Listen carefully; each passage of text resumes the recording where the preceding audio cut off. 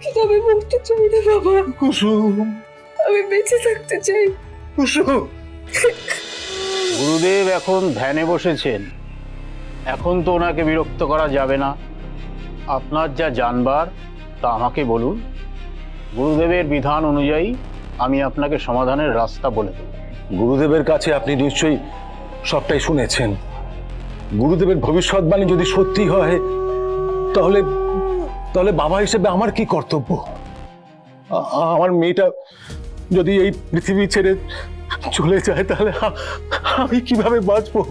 কোনো একটা উপায় তো নিশ্চয়ই আছে, যাতে আমার মেয়ের উপর থেকে সব সংকট দূর হয়ে যায়, আমার মেয়ের সব বিপদ কেটে যায়, মেয়েটাকে বাঁচানো যায়। কোনো একটা উপায় তো আছে। একটাই উপায় আছে। আছে?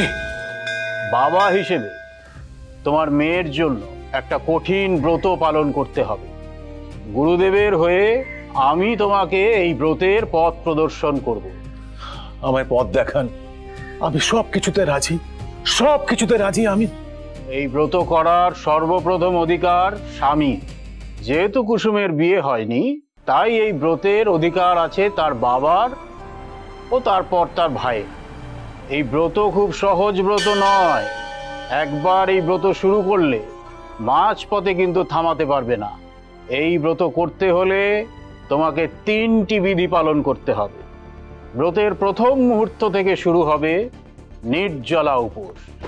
না অন্যের একটি দানা, না এক ফোঁটা জল। ব্রত শেষ না হওয়া পর্যন্ত কিছুই গ্রহণ করা যাবে না।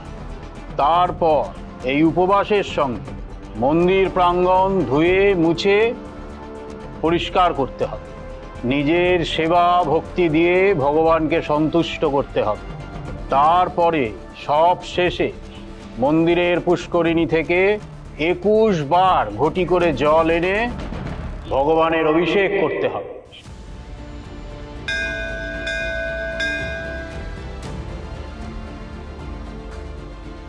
এই বিধি তপ্ত রোদে খালি পায়ে করতে হবে। অভিষেক শেষ হলে হাতে জ্বলন্ত কর্পূর নিয়ে মহাআরতি করতে হবে। তবে মনে রেখো, কুসুম মন্দির প্রাঙ্গণ পর্যন্ত আসবে, কিন্তু তার পা যেন মন্দিরে না পড়ে। ওকে কোলে নিয়ে এই মূর্তিকে 7 বার পূর্ণ প্রদক্ষিণ করতে হবে। তারপর তুমি কুসুমকে মূর্তি দর্শন করাবে, আর তারপরেই কুসুম তার প্রাণ সংশয়ের থেকে মুক্তি পাবে।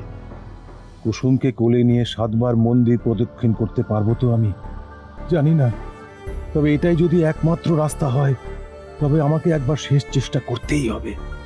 মনে রেখো শঙ্কর, মূর্তি দর্শনের আগে যেন কুসুমের পা মন্দিরে না পড়ে। তাতে শুধু ব্রত ভঙ্গ হবে না, কুসুমের ওপর বিপদ আরো 4 গুণ বেড়ে যাবে।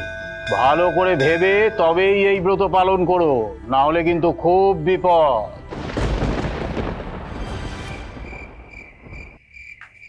মানে বাবা, এই ব্রতটা কিন্তু এত সহজ নয়। আমি জানি না তোমাকে এইসবের কথা কে বলেছে, কিন্তু কিন্তু আমি তোমাকে এই ব্রত করতে দেব না। দাদা, আমার যদি কিছু হয় তাহলে হবে। তুই চুপ কর। সবকিছুকে তুই ঠিক করবি নাকি? তুই যে ওই বাড়ির জন্য প্রাণ দিবি আমাকে জিজ্ঞেস করেছিলি? তুই জিজ্ঞেস করেছিস তুই আমাকে? তাই আজ আমি যে সিদ্ধান্ত নিয়েছি সেখান থেকে তুই আমার টলাতে পারবি না কুসুম, কিছুতেই না।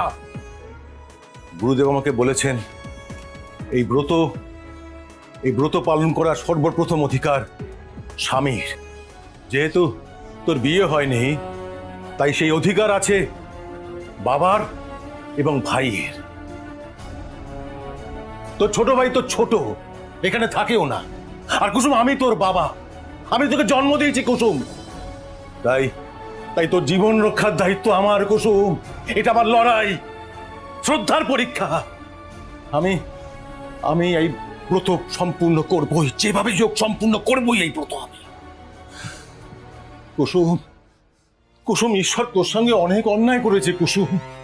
তোর এতটুকু বয়সে তোকে মৃত্যুর হাতে সঁপে দিতে চেয়েছে, কিন্তু কুসুম, ঈশ্বর যদি তোর কপালে মৃত্যু লিখে থাকে, তাহলে তোর বাবা বাধ্য করবে সেই ভাগ্য লিখন পাল্টাতে। তুই দেখে নিস কুসুম, তুই দেখে নিস কুসুম।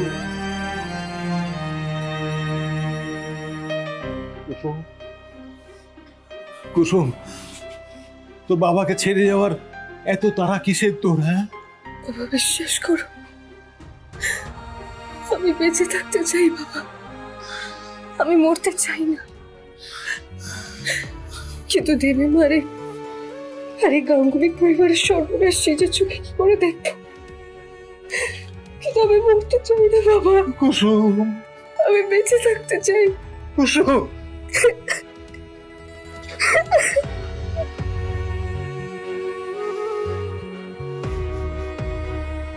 কুসুম, আমি তোকে বাঁচাবো কুসুম, আমি তোকে বাঁচাবো।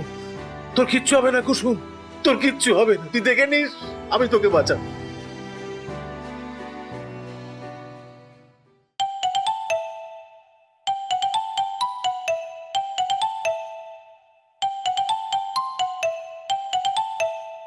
কার ফোন কুসুম?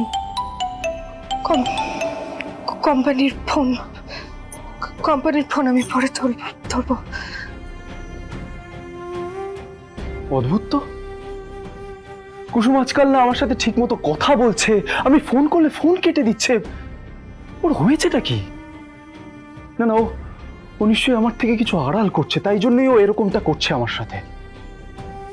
ভাইদা, কি হলো ভাইদা, তোকে এরকম দেখাচ্ছে কেন? আরে কুসুম আমার সাথে ঠিক মতো কথা বলছে না ঈশান। এখনো? আরে হ্যাঁ, এখনো।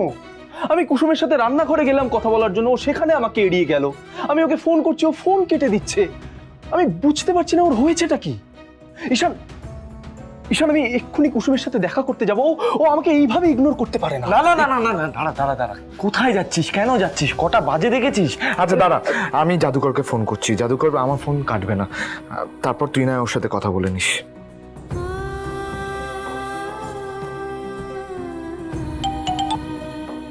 হ্যাঁ ঈশান সাহেব বলুন। হ্যাঁ হ্যালো জাদুকর। এই যে, আরে এই যে আমি বলছি, তুমি আমার ফোন ধরছো না কেন? হ্যাঁ, আর তুমি নিশ্চয়ই আমার থেকে কিছু না কিছু লুকোচ্ছ, তাই জন্যই আমার সাথে এরকমটা করছো, তাই তো? ছোট সাহেব, কি হয়েছে বলুন তো আপনার? আপনি তো একটা বড় কোম্পানির সিইও, আমি তো জানতাম যে আপনার অনেক কাজ আছে, তাহলে আপনি সেটাই করুন না। আপনি কেন আমার সাথে এত কথা বলতে চান আমি না জানি না, আমি বুঝতে পারি না আপনার আমার সাথে এত কিসের কথা।